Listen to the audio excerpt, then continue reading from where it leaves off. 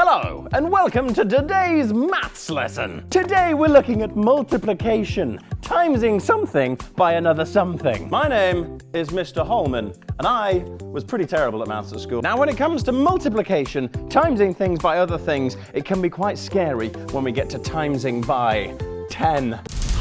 After all, it is way down there on a multiplication table. Times by 10, that's a big number. But never fear, I have a handy trick to help you remember how to times by 10. What you need to remember is to simply lay an egg.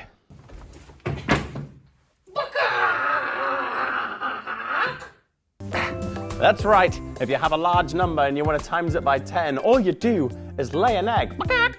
Give me any number you like, you know. I can have a big one that has loads of things in it. All I do, and now you know. So you may be wondering why I'm giving you a maths lesson today. Now I'm doing this because this is what happened to me at my primary school. During the middle of a maths lesson, my teacher decided to jump on the table and pretend to be a chicken. But he said the reason he did this is because his teacher did it to him in the middle of his maths class when he was a kid. My teacher said that when his teacher did it, it stuck with him so much that he always remembered that when you times by 10, you lay an egg, you add a 0. And so he taught me, and he was right.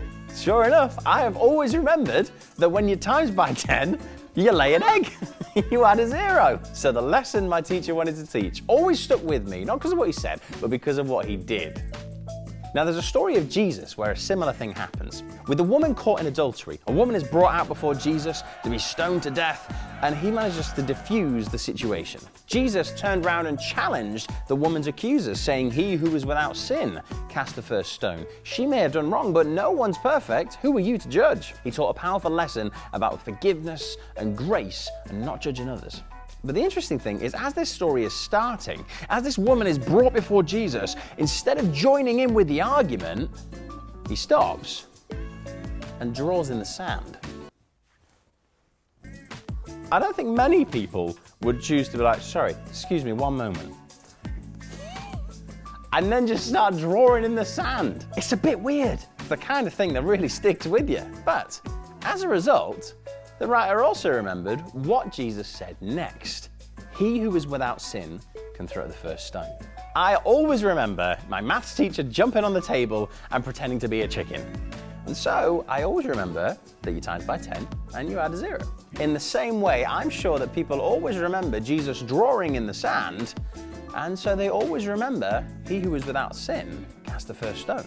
Now, I don't think this means we need to go around pretending to be chickens or drawing in the sand, but I think it does remind us that our actions can speak louder than our words. And if we've got a message to tell people, like Jesus loves you, for it to be truly memorable, maybe it's not always about what we say, but about what we do.